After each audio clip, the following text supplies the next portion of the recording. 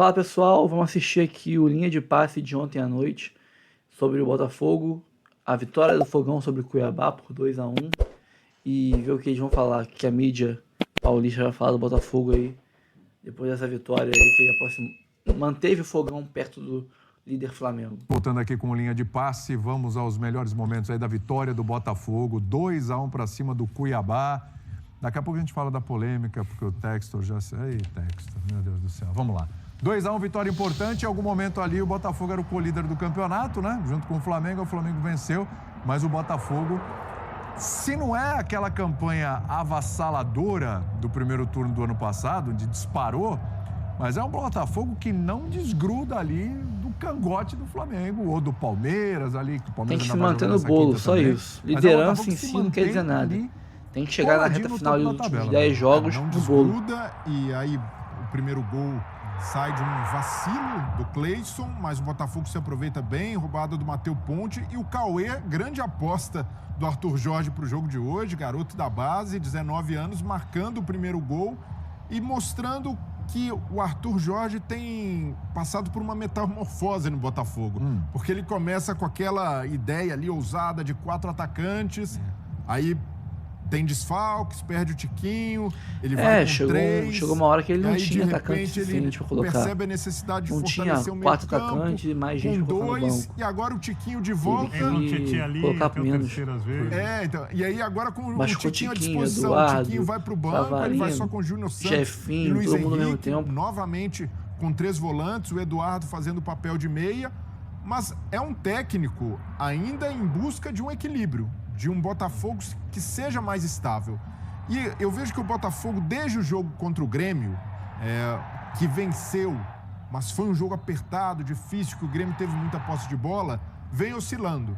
E oscilando dentro dos jogos, alguns até mesmo ali na derrota contra o Criciúma, sendo frágil em alguns momentos na defesa, mas uma coisa não muda, sempre muito competitivo, sempre um time que o dia não é bom, a noite não é das mais inspiradas, mas tenta buscar de alguma maneira. Eu gosto muito mais desse Botafogo que do Botafogo do ano passado.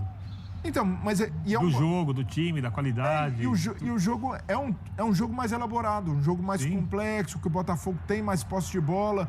Hoje o gol do Cuiabá sai, a gente vai falar, foi um pênalti, um vacilo do Lucas Alter.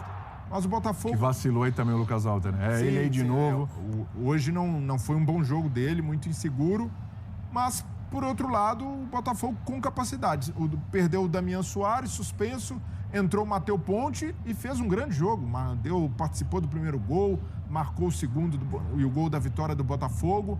Então, nesse processo de construção do Arthur Jorge, por tudo que ele teve de mexer, as ideias, reformulando daqui, reformulando dali, é um Botafogo que está com uma resposta muito alta, está lutando pelo título e mostrando uma ideia de jogo que pode ser sustentável para o médio e longo prazo. Até o fim da temporada, que eu digo. Mas eu vejo que o trabalho é positivo, apesar da oscilação. Lembrando que ele perdeu o Savarino, que para mim é essencial. Importante. Ele saiu de tomar o segundo gol para pro 2-1. Pro 2-1. Aliás, a metade desse gol pro Júnior Santos, né? É, a daça do Júnior Santos. E o Júnior Santos ficou 7 vezes em impedimento nesse jogo, mas naqui encontrou em condição decidir. Porque ele não é centroavante, ele não sabe fazer essa não é mais função aquela presa centroavante, fácil sair na do linha campeonato. certa. Muito diferente. Sólido, difícil de Ele é enfrentar, ponta. então hoje não é qualquer um que vai lá ganhando. Tem que voltar do com ele pra Cuiabá. ponta. Até para fazer um elogio, é muito interessante o Isidro Pita como jogador, né? Sim. Pois é, rapaz. Isso aqui. Bom jogador. Estava vendo os lances ali, né? Poxa, ele briga, ele insiste. Ele não é um ultra exemplo de refino técnico, né? Mas eu acho que é o tipo de jogador que é legal ter no time, é legal mas não é bobo também, não. Não, ele é... Não, e quando ele ganha do Lucas Alter ali, em qualquer outra coisa, pode ter chutado, tentar... Ele dá assistência. Sim. Né? Ele dá assistência, ele tem a visão ali do... É bom jogador, é bom jogador. Agora, teve reclamação aí com relação ao pênalti. Vamos ver. Primeiro, a reclamação não foi com relação a esse pênalti, gente. Foi com relação ao critério que esse pênalti foi marcado e o do Atlético Paranaense não foi marcado. Em entrevista à Sport TV no intervalo da partida, o Marlon Freitas disse o seguinte: não sei se foi pênalti, enfim, rolou o jogo e depois voltaram. É uma coisa que vamos ter que lutar contra o sistema, não tem jeito. Nós estamos dentro de campo, é cabeça erguida. Quer dizer, o Marlon Freitas diz que não sabe se foi pênalti, mas dá uma estocada e não tem certeza se foi pênalti. Aí vem o John Textor. CBF, digam as regras do jogo para nós logo. Cada empurrão nas costas dentro da área é pênalti? Mas aí para mim, pega novamente na questão do critério. O Tite reclamou de critério. O pênalti do Alan marcado e o pênalti não marcado a favor do Flamengo. E no caso do Botafogo, me parece que a reclamação é menos sobre esse pênalti, porque esse pênalti é inegável. O Lucas Halter faz, nem mesmo o torcedor mais fanático do Botafogo vai negar que foi um vacilo do zagueiro. Só que no jogo contra o Atlético Paranaense, teve um lance em cima do Júnior Santos, que ele toma um tranco por trás, é um empurrão, mas que não é com as mãos. E aí fica... É mais interpretativo do que esse, porque pode ter sido uma carga no ombro, nas costas. Mas o juiz para viu, mim foi pênalti. O juiz viu e falou para os Santos, deu vantagem. E aí parece que é uma reclamação mais sobre o critério. Se for sobre... O critério não tem. Não, mas isso a gente sabe que não tem critério. Sobre o critério, é um ponto. Ou deve ter o critério existe, mas ele não é aplicado. Mas assim, não é uma loucura.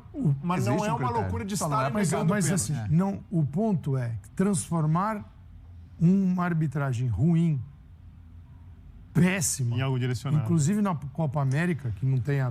Porra, mas essa arbitragem ruim aí tá sendo sempre contra o Botafogo, né? Nunca a favor. Quando foi o último erro a favor do Botafogo? Não é ruim. O ruim que só erra pra um lado não é ruim. Não é um negócio exclusivo do Brasil. O problema é transformar os erros de determinado time em um complô, como foi transformado no ano passado. Então, tudo que acontece é um complô, segundo o Textor, para tirar o título do Botafogo.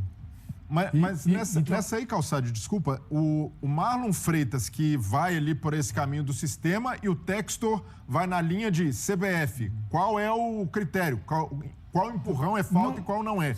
Mas é que parece, assim, como eles reclamam, eles insistem, e isso já passou para o time, e eu acho perigoso passar para o time. O problema é que isso aí acarreta mesmo uma derrocada. A derrocada no passado. Você pode ter certeza que mais jogadores devem pensar isso. Vários jogos seguidos não dá. Então você passa para o time prejudicando o Botafogo. O esforço tá culminando esse ano em acontecer algo parecido de novo. Você pode Só que a gente tem que parar o quê?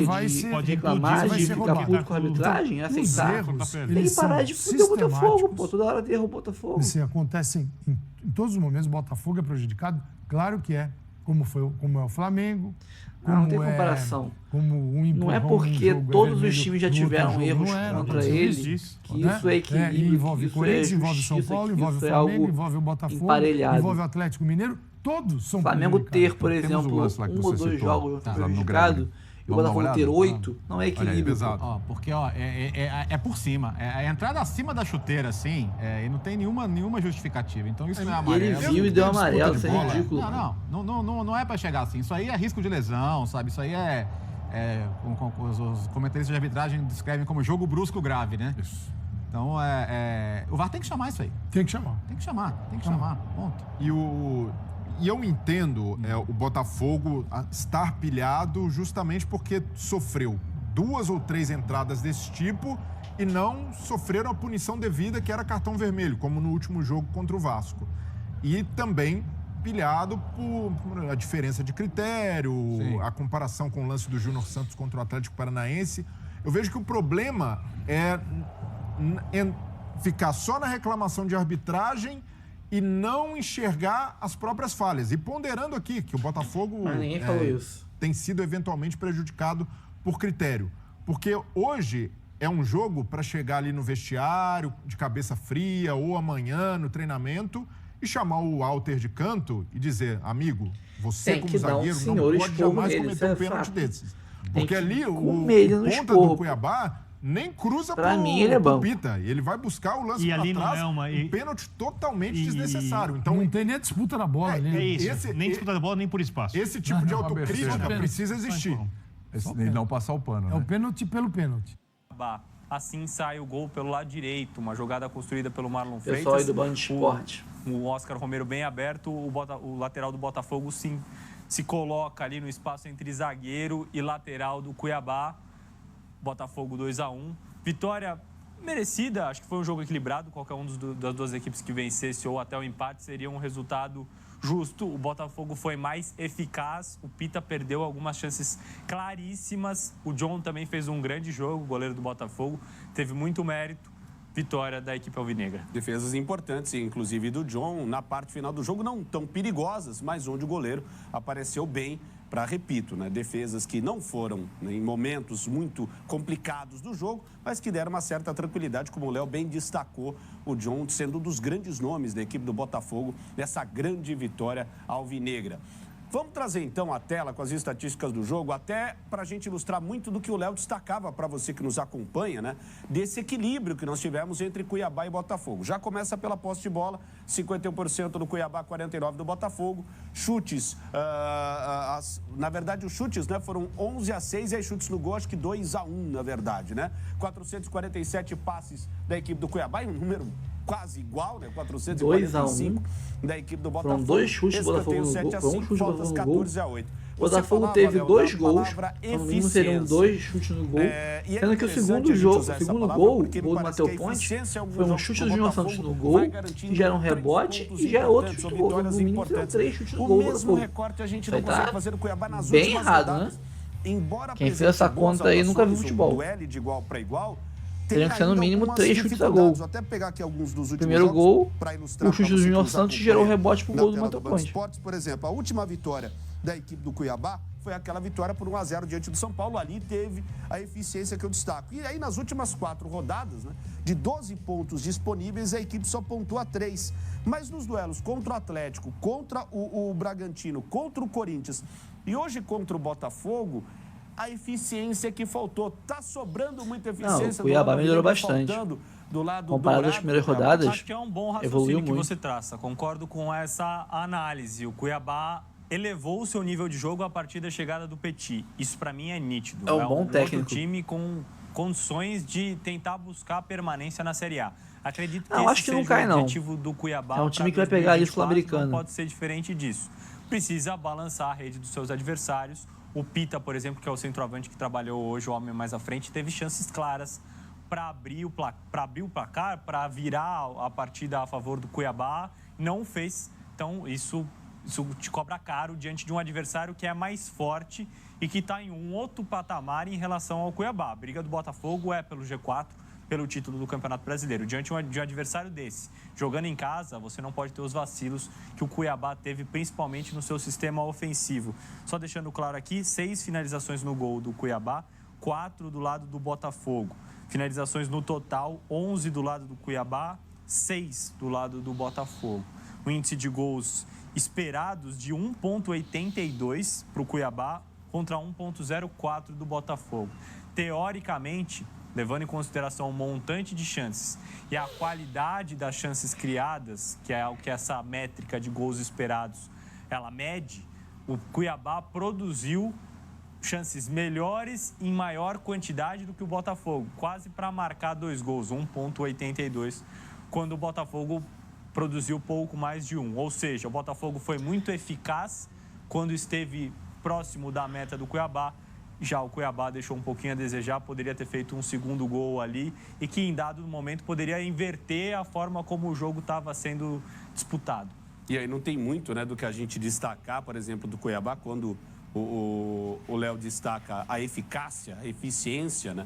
O treinador monta toda a tática, uma tática que vem funcionando na equipe dourada. E a culpa é do jogador que perde o gol. No momento da finalização, aí não é culpa do treinador, falta às vezes o capricho no momento final. E o Léo lembra bem, principalmente dos instantes do Isidro Pita, onde ele teve algumas oportunidades e não as aproveitou. Cuiabá desperdiça pontos aí no caminho, que neste momento ainda colocam a equipe com risco do Z4, porque está com 13 pontos ali à beira da zona do rebaixamento. Vamos trazer então a tela, que você já está acostumado aqui no nosso esporte agora, como as equipes começam e terminam. Então vou colocar o Botafogo aí na tela para você, ó. Do lado esquerdo, como o Botafogo começou, né? Com...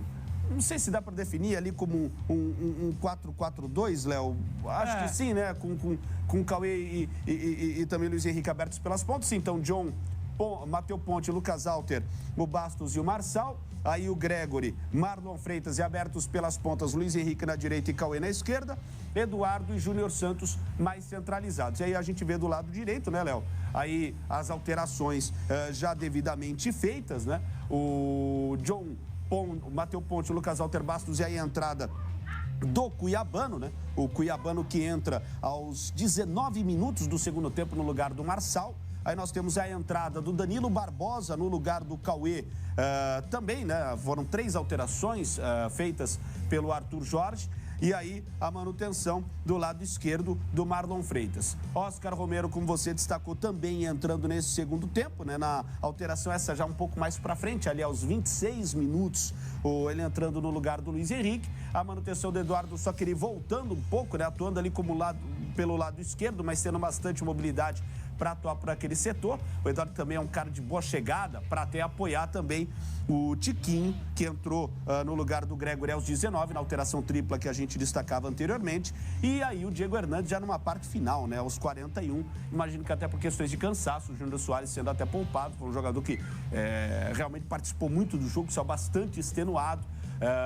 As alterações que não mudam a tática do Botafogo, que a gente vê ainda um estilo 4-4-2, mas jogadores com ideias bem diferentes, em posições bem diferentes. Caso do Oscar Romero, por exemplo, no lugar do Luiz Henrique, Léo, e do Eduardo voltando um pouquinho, deixando de fazer aquela dupla com o Júnior Santos e permitindo que o Diogo Hernandes e também o Tiquinho Soares, Diego Hernandes, perdão, e o Tiquinho Soares, passassem a ser a dupla de atacantes. Exato. No primeiro tempo dava até pra gente classificar que o Botafogo tinha um 4-2-3-1 em alguns momentos, porque o Eduardo voltava muito pra ser esse meia, deixava e aí o Júnior Santos ficava só à frente. Exato. Ele na profundidade, é um cara de velocidade, ficou bastante impedimento o Júnior Santos, jogou no limite da última linha do Cuiabá, até por isso, às vezes não recebia o passe no momento certo e acabava ficando em condição irregular.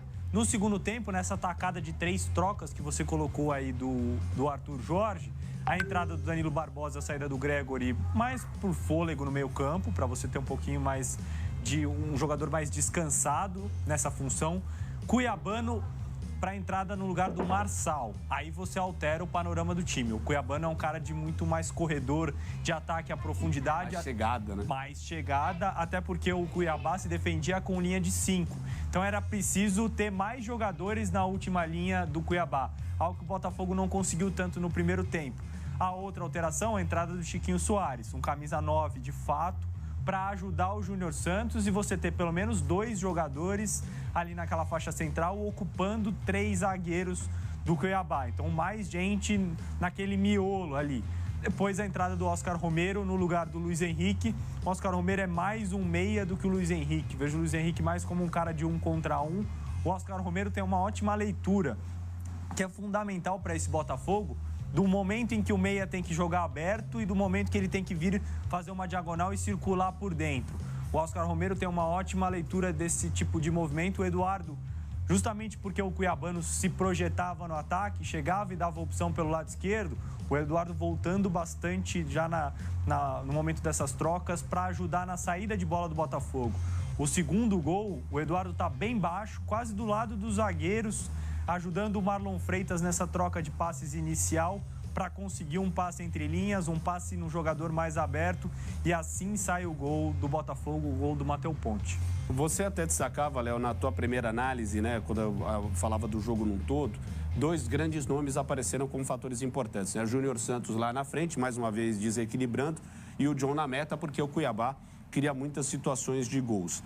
A gente falou também da eficiência do Botafogo, que nas últimas rodadas vem trazendo pontos importantes. Falei aqui dos últimos resultados do Cuiabá, só para trazer também para você, torcedor e torcedora do Botafogo, né? Nos últimos jogos, a equipe do Botafogo vem somando pontos importantes. Há muito tempo não perde. Estou observando aqui, contra o Criciúma foi a última derrota, ou seja, 3 jogos. De lá para cá, de 9 pontos possíveis, somou 7. Por que eu destaco isso? Léo, é até um tema que eu tabelei com os amigos no Bola Rolando de ontem, porque eu ainda nesse momento não consigo ver o Botafogo no mesmo patamar de ação para disputar um título com Flamengo e Palmeiras. Mas eu vi que você já vê um certo otimismo do Arthur Jorge. Você coloca hoje o Botafogo nesse mesmo patamar de Flamengo e Palmeiras ou acha que a equipe alvinegra ainda está um degrau abaixo nessa disputa pelo título brasileiro? Vejo um degrau abaixo ainda, mas com capacidade para competir. O trabalho do Arthur Jorge é ótimo.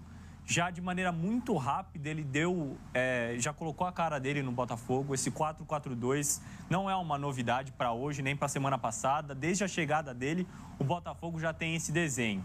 À medida que o trabalho vai avançando, esses movimentos são aprimorados. Então, a leitura de quem tem que ser um meia para sair do lado direito, para vir jogar numa faixa central, o movimento contrário que o atacante pode fazer, uma diagonal para fora. Júnior Santos atacando a profundidade, acho que ele ganha reforços importantes. Perdeu o Tiquinho Soares por um bom tempo, perdeu o Eduardo machucado.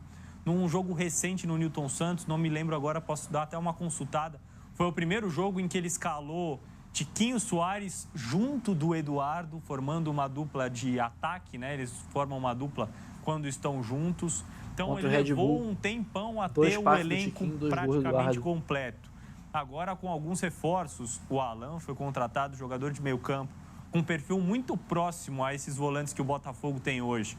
Marlon Freitas, Danilo Barbosa, Gregory, todos jogadores de muita imposição física. No duelo 1 contra 1 no meio campo do Botafogo é muito difícil levar a melhor. E é um ponto interessante para a gente ficar já de olho no confronto de Libertadores entre Palmeiras e Botafogo. É uma característica tanto do meio-campo do Palmeiras quanto do meio-campo do Botafogo. Esse duelo individual, a busca por ganhar na parte física, por levar a melhor sobre os adversários. O duelo de meio-campo entre Palmeiras e Botafogo vai ser sensacional. Mas esse é um assunto para outro dia, Ivan. Mas aí, Léo, você já deixa até um ponto numa questão que eu ia destacar contigo, porque na sequência vem aí calendário cheio, com Libertadores, com Brasileirão. Mas nas 2 próximas rodadas, até vendo aqui, o Botafogo encara o Atlético jogando em casa e depois vai até o Barradão enfrentar o Vitória. Óbvio que o Atlético tem uma equipe muito forte, mas o momento do Atlético não é positivo. Então dá para colocar o Botafogo com um ligeiro favoritismo, mas entrando como favorito na partida. E aí, contra o Vitória, inegável, até por questão de elenco, por questão do que as 2 equipes vão apresentando até aqui no Brasileiro, o Botafogo entra com amplo favoritismo.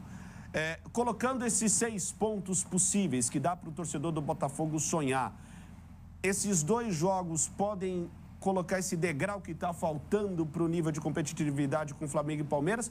Ou você ainda prefere esperar esse calendário quando chegar contra o Palmeiras, que ali a gente vai ver como, não só como o Botafogo, mas como o Palmeiras, como o Flamengo conseguem lidar com um calendário mais robusto?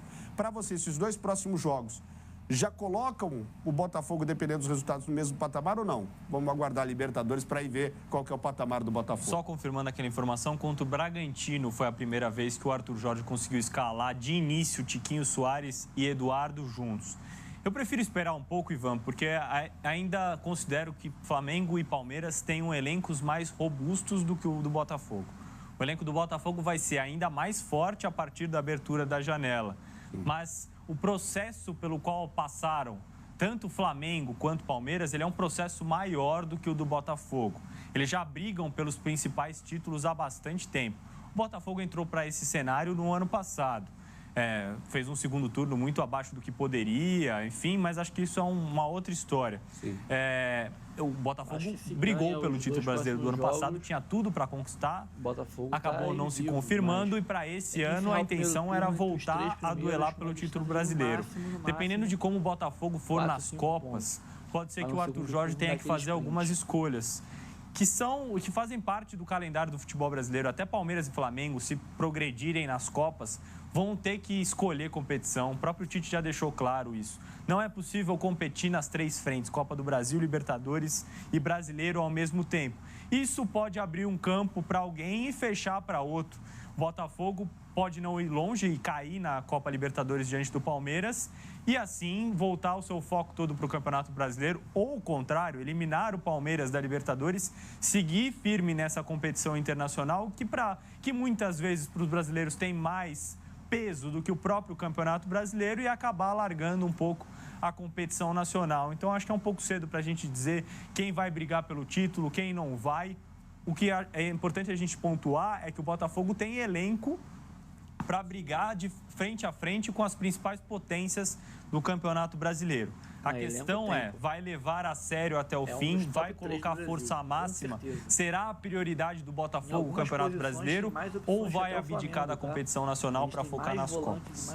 Essa é a grande pergunta, até porque quando o Léo lembra dessas equipes que abriram mão de determinados campeonatos ou que saíram fortuitamente de campeonatos, a gente lembra, por exemplo, o Galo no título brasileiro, o próprio Palmeiras no ano passado também e até o Fluminense na disputa pela Libertadores. Abriu mão do Campeonato Brasileiro e focou no título da Libertadores. Bom, então é isso. O vídeo ficou bem longo, mas ficou bem completo também, com opções aí de entretenimento com Band, com ESPN. O Botafogo, como disse ali o rapaz, tem elenco, sim. Pode não ser o melhor elenco do Brasil, mas eu acho que nenhum dos dois, nem Palmeiras nem Flamengo, tem opções fartas em todas as posições do campo. O Palmeiras sofre com centroavante. O Palmeiras sofre também, às vezes, com um meia criativo, tem ali o Veiga e tal, mas está buscando aí o Felipe Anderson. O Botafogo tem muito mais opções, por exemplo, que os dois na área de volantes e de pontas. O Botafogo nas pontas vai ter o Almada agora, né, que faz ponta e meio. Tem o Júnior Santos, tem o Luiz Henrique, tem o Diego Hernandes, tem o Savarino, tem o Jefinho, voltando aí de empréstimo, Carlos Alberto, Segovinha. Para volante a gente nem se fala, tem aí o Marlon Freitas, tem o Patrick de Paula, tem o Cauê, tem o Tietê, Danilo Barbosa, Gregory, chegando o Alan também. Então é incomparável a quantidade de volantes e pontas que nós temos. A gente perde também um pouco na parte de zaga, perde um pouco também de centroavante, só tem o Tiquinho disponível agora, vai chegar o Igor Jesus, o Matheus Nascimento está voltando de contusão. Então nós perdemos aí algumas posições e ganhamos em outras. Então estamos ali no top 3 sem muita diferença de qualidade de elenco para Palmeiras e Flamengo, não. Eles podem ter jogadores mais renomados, mas a nossa qualidade de elenco também é absurda. É isso, espero que vocês tenham gostado do vídeo. Se inscreva no canal, deixe seu like, ative o sininho de notificações para receber os avisos quando tiver sempre vídeo novo aqui no canal. Comente aqui o que você achou do vídeo, se você concorda ou discorda dos caras da ESPN e do Band Esporte. A gente volta daqui a pouco com mais informações de Botafogo. Um abraço, saudações alvinegras e fui!